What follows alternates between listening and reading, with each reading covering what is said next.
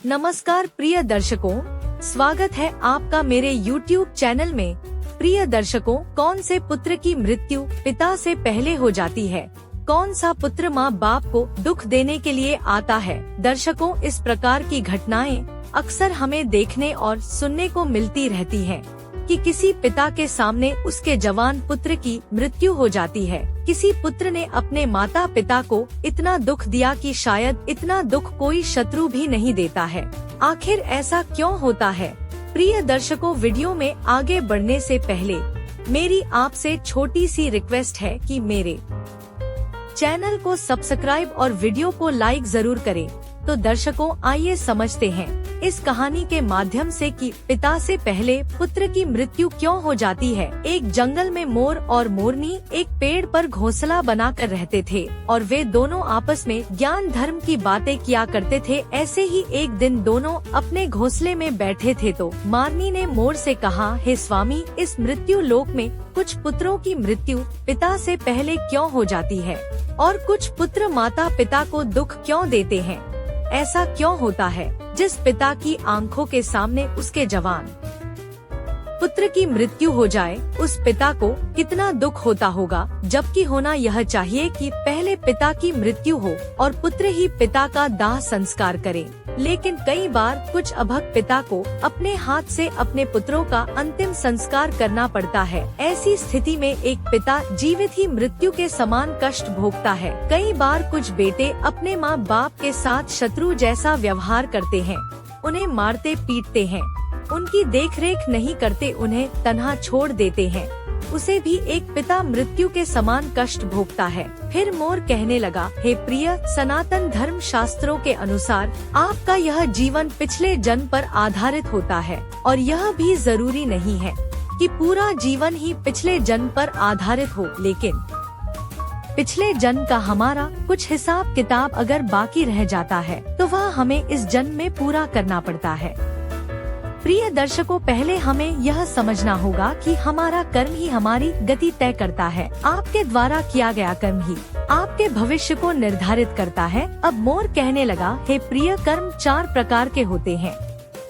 Number 1 संचित कर्म, number 2 प्रारब्ध कर्म, नंबर 3 आगामी कर्म, नंबर 4 वर्तमान कर्म। इन चारों कर्मों का अलग अलग फल होता है। इनमें से जो संचित कर्म होते हैं वो हमारे अगले जन्म में हमारे साथ रहते हैं और उन्हीं कर्मों का फल हमें कभी कभी दुख और सुख के रूप में भोगना पड़ता है। मृत्यु के बाद यह शरीर तो नष्ट हो जाता है, लेकिन जो सूक्ष्म शरीर होता है वह जन्म जन्मांतर तक आत्मा के साथ जुड़कर रहता है और हमारे जितने भी सगे संबंधी होते हैं वे सभी किसी न किसी कारण वह हमारे साथ आते हैं।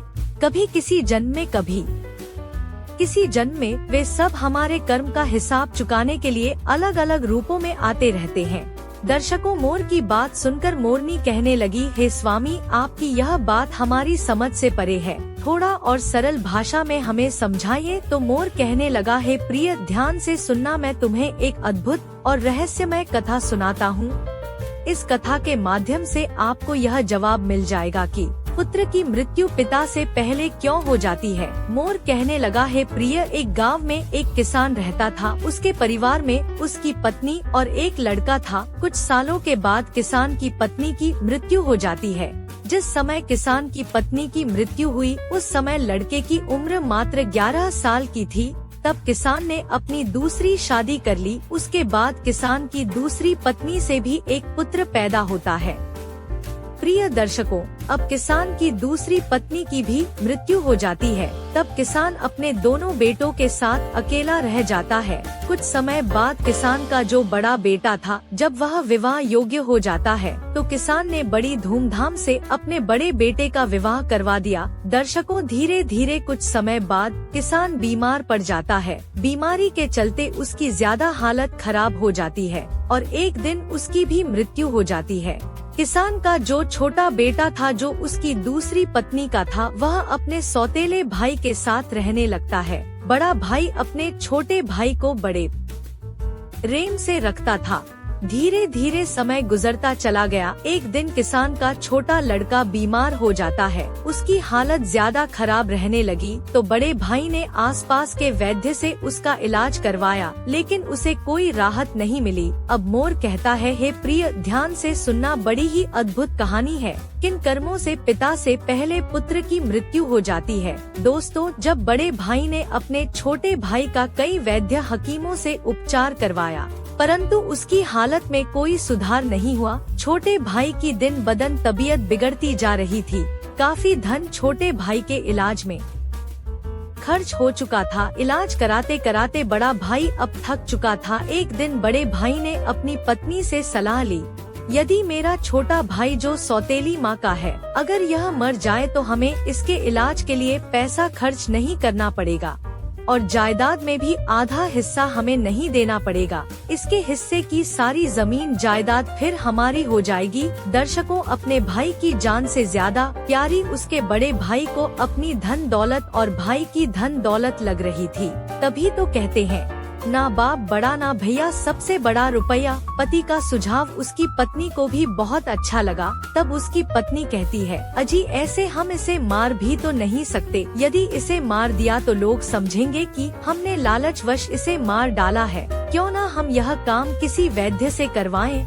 आप जाओ और किसी वैद्य को लालच देकर उससे कहो कि इसे दवाई के बदले जहर देकर मार दे। इससे किसी को पता भी नहीं चलेगा और कोई रिश्तेदार भी हम पर शक नहीं करेगा। सब लोग कहेंगे कि यह बीमार था, इसीलिए बीमारी से मृत्यु हो गई। बड़े भाई ने पत्नी की बात मान ली और मन में विचार करने लगा कि किसी से बात की जाए तो हमारा काम बन जाएगा। प्रिय दर्शकों, बड़े भाई ने ऐसा ही किया। उसे एक कोई निकट का वैद्य मिल जाता है। वह वैद्य पैसे का बड़ा लालची था। जब बड़े भाई ने उस वैद्य से बात की कि मुझे मेरे छोटे भाई को जहर देकर मरवाना है, वैद्य पहले तो सोच में पड़ गए, लेकिन जब किसान के बड़े बेटे ने वैद्य को 50,000 रुपए का लालच दिया तो वैद्य यह काम करने को राजी हो जाता है। दोस्तों, उसका छोटा भाई बीमार तो रहता ही था। वह वैद्य उसका उपचार करने के बहाने उसे देखने के लिए आता है और उसका इलाज करने के बहाने उसे जहर देकर चला जाता है। जहर के प्रभाव से तत्काल उसकी मृत्यु हो जाती है। अपने छोटे भाई की मृत्यु पर वे दोनों पति पत्नी बहुत खुशी मनाते हैं। सोचने लगे, अब तो रास्ते का कांटा निकल गया। इसके हिस्से की सारी जमीन जायदाद पर अब हमारा अधिकार हो गया है। वे दोनों बहुत प्रसन्न होते हैं। और याद रखना दोस्तों, जो खुशी दूसरे के दुख की बुनियाद पर होती है, जो धन दूसरे की हिंसा करके कमाया जाता है, वह धन कभी आपको सुख नहीं दे सकता। और जो लोग दुख देकर सुख पाने की कामना करने वाले होते हैं, याद रखें उनके ऊपर एक दिन महाभयानक दुख आता है। दर्शकों, अब मोर कहता है, हे प्रिय, इस प्रकार बड़े भाई ने अपने छोटे भाई को मार डाला और उसकी सारी धन संपत्ति पर अपना अधिकार जमा लिया। किसी रिश्तेदार को भी इस बात का संदेह नहीं हुआ। रिश्तेदार तो यह सोच रहे थे कि यह कितना अच्छा भाई है, अपने सौतेले भाई का कितना उपचार कराया, कितनी देखभाल की, कितनी सेवा की, पर बेचारा उसे बचा नहीं सका। क्या करता, रोग ही ऐसा असाध्य था। बेचारे की मृत्यु हो गई। दुनिया वालों को क्या पता था कि वह मरा नहीं, बल्कि उसे मारा गया है। बड़ा भाई पूरे विधि विधान से उसका अंतिम संस्कार भी करा देता है। अब धीरे धीरे समय निकलता गया। फिर मोर कहता है, हे प्रिय, कुछ महीनों के पश्चात उस किसान के बड़े लड़के की पत्नी को एक लड़का पैदा होता है। बेटे की खुशी में दोनों पति पत्नी बहुत प्रसन्न होते हैं। बड़ी धूमधाम से उस लड़के का जन्मदिन मनाया जाता है। पूरे नगर में मिठाइयाँ बांटी जाती हैं और बड़े ही लाड़ प्यार से अपने उस पुत्र का पालन पोषण करने में लग जाता है। कुछ वर्षों में वह लड़का जवान हो जाता है। उन्होंने अपने लड़के की एक सुंदर सी कन्या को देखकर शादी करवा दी। बड़ी धूमधाम से किसान ने अपने बेटे का विवाह किया। बेटे की शादी में खूब धन खर्च किया। जब उसकी शादी हो गई तो वह लड़का कुछ दिनों के बाद अचानक से बीमार रहने लगा। माँ बाप ने उसके इलाज के लिए बहुत से वैद्य को बुलाया और उसका इलाज कराने लगा। जिसने जितना पैसा मांगा उसको उतना पैसा दिया गया। अपने लड़के के इलाज में अपनी आधी संपत्ति तक बेच डाली, लड़का ठीक हो जाए इसलिए। परंतु कहते हैं ना, जिस पर जिसका जितना कर्जा है वह अवश्य चुकाना पड़ता है, चाहे कोई कैसे भी चुकाए। प्रिय दर्शकों, उस लड़के की दिन बदन तबीयत खराब होती चली जा रही थी। लड़का बीमारी के कारण मरने की कगार पर आ गया। शरीर बहुत ज्यादा कमजोर हो गया था, मात्र अस्थिपंज शेष रह गई थी। लड़के को चारपाई पर लटा रखा था और उसका पिता अपने कुछ रिश्तेदारों के साथ और अपनी पत्नी के साथ अब अपने पुत्र की खराब हालत देखकर दुखी होकर उसकी तरफ देख रहा था। अपने रिश्तेदारों से कह रहा था कि यह क्या हो गया, मेरा इकलौता पुत्र है, भगवान ने मुझे किस बात की सजा दी है। दोस्तों, उसी समय वह लड़का अपने पिता से बोला कि भाई, अपना हिसाब साफ हो गया है, बस अब कफन और लकड़ी का हिसाब बाकी है, उसकी तैयारी कर लो। यह सुनकर उसके पिता ने सोचा कि लगता है बीमारी के कारण लड़के का दिमाग भी ठीक से काम नहीं कर रहा है। देखो ना, मैं इसका बाप हूँ और यह मुझसे भाई कहकर बोल रहा है। तब लड़का कहता है, नहीं भाई, आप मेरे बाप इस जन्म में हैं, मैं तुम्हारा पिछले जन्म का भाई हूँ। याद कीजिए, यह सभी रिश्तेदार बैठे हुए हैं, मैं तुम्हारा छोटा भाई हूँ, तुम्हारी सौतेली माँ का बेटा, तुम्हारा छोटा भाई जिसे आपने जहर देकर मरवाया था। अब वही संपत्ति बिककर मेरे इलाज में लग चुकी है। आपके पास में जो मेरा धन था वह मैं धीरे धीरे अपने इलाज में लगवा चुका हूँ। प्रिय दर्शकों, यह सुनते ही उसका पिता एकदम से फूट फूट कर रोने लगता है और कहता है कि हाय, मेरा तो कुल का नाश हो गया, हाय, मैंने यह क्या कर दिया, जो किया वह मेरे आगे आ गया। पर भाई, मुझे यह तो बता दो, मैंने जो किया था वह तो मुझे देखने को मिल गया, पर एक बात मेरे समझ में नहीं आती है, इस तेरी पत्नी का क्या दोष है जो शादी करके तेरे साथ आई है? यह तो निर्दोष है, अब इसको जिंदा जलाया जाएगा। फिर मोर मोरनी से कहता है, हे प्रिय, उस समय सती प्रथा चलती थी, जिसमें पति के मरने के बाद पत्नी को पति की चिता पर जिंदा जलाया जाता था। तब वह लड़का कहने लगा, आप सभी बैठे हुए रिश्तेदार और भाई, तुम सब मेरी बात ध्यान से सुनो। तुमने जो वैद्य मेरे इलाज के लिए बुलाया था, उस वैद्य को तुमने कुछ पैसों का लालच दिया था और उसने मुझे जहर दे दिया था। जो दुष्ट पैसों के कारण किसी को मारता है तो उसको भी उसका फल भोगना पड़ता है।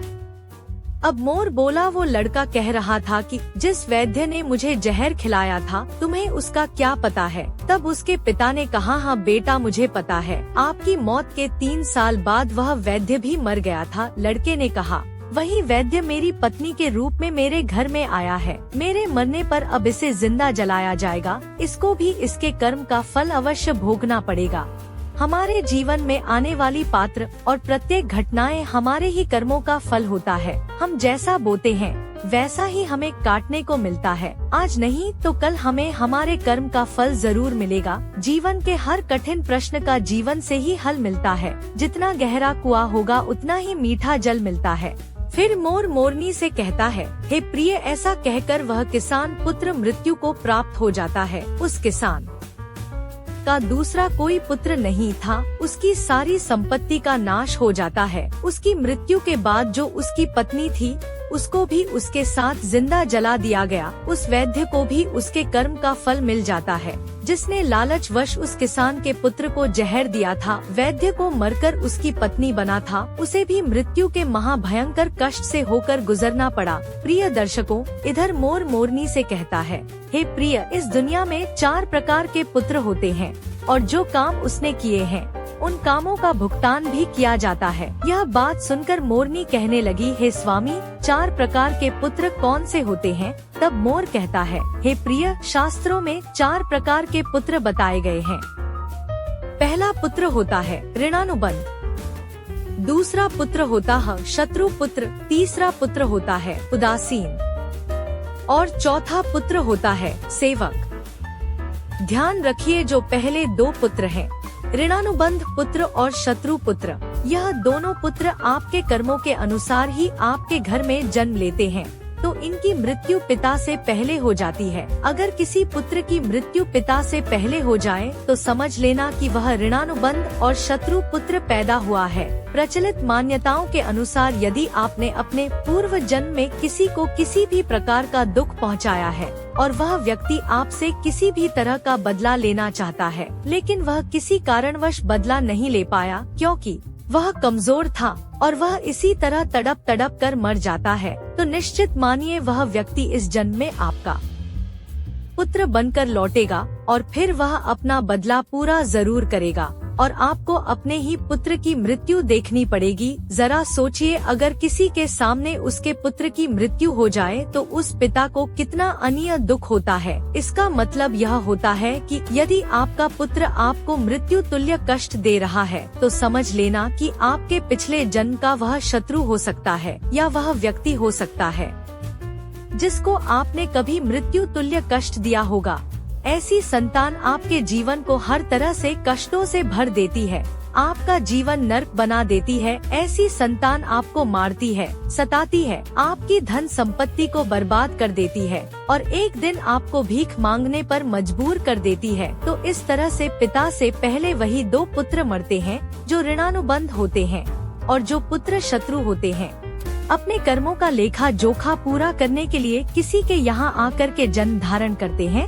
भगवान श्री कृष्ण ने अर्जुन से गीता में स्पष्ट कहा है, हे अर्जुन, इस संसार में जितने नाते रिश्ते हैं वे सभी पिछले कर्मों के अनुसार प्राप्त होते हैं। इस महाभारत में जितने भी तुम्हें तुम्हारे सगे संबंधी दिखाई दे रहे हैं यह भी तुम्हारे और इनके पिता का लेखा जोखा है। हे अर्जुन, तुमने पूर्व जन्म में जब तुम धर्म के पुत्र थे और मैं तुम्हारा बड़ा भाई था नारायण और तुम मेरे छोटे अनुज थे, उस समय तुमने इस दुर्योधन को पराजित किया था। उस समय दुर्योधन ने हार का बदल लेने के लिए यह प्रतिज्ञा कर रखी थी कि हे अर्जुन, मेरे सामने जब भी तू आएगा तब मैं तुझसे बदला लूंगा। हे अर्जुन, प्राणी को अपने कर्म का फल भोगना ही पड़ता है। जिसका जिस पर कर्जा होता है वह उसको 100 जन्मों के बाद भी चुकता है। और यही बात भगवान श्री कृष्ण ने पितामह भीष्म से कही थी। जब पितामह भीष्म सरसया पर लेटे हुए थे तो पितामह कह रहे थे, हे श्री कृष्ण, हे माधव, मुझे 100 जन्मों तक की याद है, मैंने कभी कोई गलत काम नहीं किया, फिर मैं यह असहनीय पीड़ा और बाणों का कष्ट क्यों भोग रहा हूँ। तो भगवान श्री कृष्ण पितामह भीष्म से कहते हैं, हे पितामह, ये संसार कुछ नहीं है, केवल कर्मों का आदान प्रदान है। तुमने अपनी जनता का, अपनी प्रजा का कोई अपराध नहीं किया, कोई पाप नहीं किया, परंतु 100 जन्म पहले तुमने एक सर्प को पकड़कर कांटों के ऊपर फेंक दिया था और उस सर्प के प्राण 18 दिन में निकले थे। इसीलिए वही दुख आज तुमको इस बाणों की सया पर लेटकर मिल रहा है। तो दर्शकों, इस संसार में 4 तरीके के पुत्र बताए हैं, जो 2 तरह के पुत्र होते हैं, ऋणानुबंध और शत्रु पुत्र, जिसके हम कर्जदार हैं। किसी का कर्जा हमने खाया है, किसी के पैसे लिए हैं और वह पैसे वापस नहीं दिए तो वह पैसे हमें चुकाने पड़ेंगे। यदि इसी जन्म में चुका दिए तब तो बहुत अच्छा है, और यदि वह दूसरे जन्म में चले गए तो आपको भी यही दुख झेलने को मिलेगा। वह पुत्र के रूप में जन्म लेगा, भाई के रूप में जन्म लेगा या आपके प्रिय किसी सगे संबंधी के रूप में जन्म लेगा, या फिर आप गधा बनेंगे या बैल बनेंगे या कुत्ता बनेंगे जो आप उन पैसों को चुकाएंगे।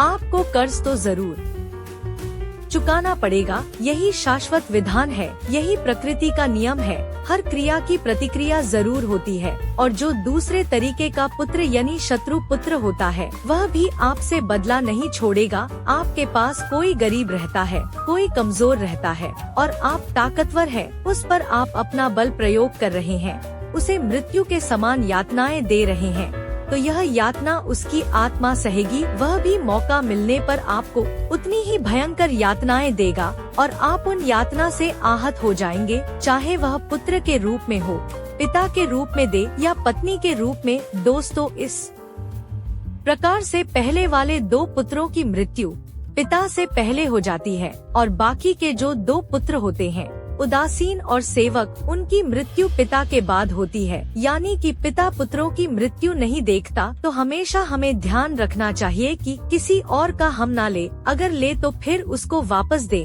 प्रिय दर्शकों, दूसरी बात, किसी को इतना परेशान भी नहीं करना चाहिए कि वह हमसे कमजोर है और हम उसको मृत्यु के समान यातनाएं दे रहे हैं, तो वह भी मौका मिलते ही आपसे अपना हिसाब किताब जरूर चुकाने आएगा। दोस्तों, ध्यान रखने की बात है, हमें कभी भी किसी का बुरा नहीं करना चाहिए। अब तो आप समझ ही गए होंगे कि कौन से पुत्रों की मृत्यु पिता से पहले हो जाती है और कौन से पुत्र माँ बाप को कष्ट देने के लिए आते हैं। दर्शकों, सीधी सी बात है, अगर हम किसी के साथ उपकार करते हैं, मुसीबत में उसकी मदद करते हैं, गरीबी लाचारी में उसे धन से सहायता करते हैं, तो समझो आप अपने प्रिय मित्रों की संख्या बढ़ा रहे हैं और वह मित्र मुश्किल वक्त में आपके साथ जरूर खड़े होंगे। और यदि हम किसी के साथ बुरा करते हैं तो शत्रुओं की संख्या बढ़ती है और वह शत्रु हमेशा हमें चोट पहुंचाने की सोचते रहेंगे। यानी कहने का मतलब, हमारे ही कर्म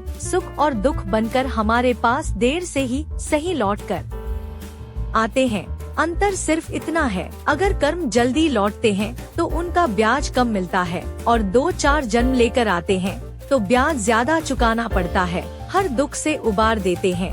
यह 3 लोग संकट में हैं। सबसे बड़ी ताकत दोस्तों, अगर आप हारते हैं या जीतते हैं, यह आपकी सोच पर निर्भर करता है। चाणक्य ने जीवन में 3 लोगों का साथ सबसे अहम बताया है। इनके साथ होते हुए व्यक्ति हंसते हंसते हर संकट से उभर जाता है। चाणक्य कहते हैं कि जीत उनकी निश्चित होती है जो मुसीबत से डरना जानते नहीं। आप हारते हैं या जीतते हैं, यह आपकी सोच पर निर्भर करता है। मान ले तो हार है, लेकिन ठान ले तो जीत होगी। अच्छे दिन के साथ साथ मुश्किल समय भी आता है, लेकिन जो इन मुश्किलों को आसानी से निपटा लेता है वही असली योद्धा होता है। जीवन में 3 लोगों का साथ सबसे अहम माना जाता है। इनके साथ होते हुए व्यक्ति हंसते हंसते हर संकट से उभर जाता है। कठिन समय में यह लोग साथ हो तो दुनिया की कोई ताकत उसे हरा नहीं सकती।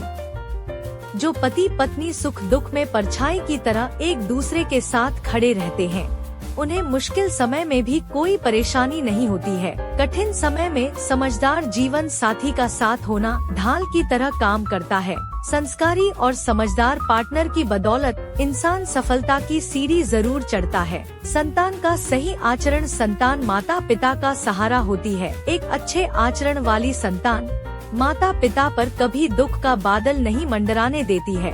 जो बच्चे माता पिता की हर छोटी बड़ी चीजों का ख्याल रखते हैं और मुसीबत के वक्त उन्हें शश मात्र का दुख नहीं होने देते, ऐसी एक संतान कई संतानों के मुकाबले श्रेष्ठ होती है। संगति से मिलता है सुख। व्यक्ति का व्यवहार और संगत उसकी सफलता में बहुत अहम भूमिका निभाती है। अच्छी संगत जहां आसमान की ऊंचाइयों को छूने के लिए हर कदम पर प्रेरित करती है, तो वहीं बुरे लोगों का साथ बुद्धि भ्रष्ट कर देता है और बर्बादी की कगार पर ले आता है। सज्जनों की संगति में रहने से जीवन सुख के साथ बीतता है और संपन्नता घर आती है।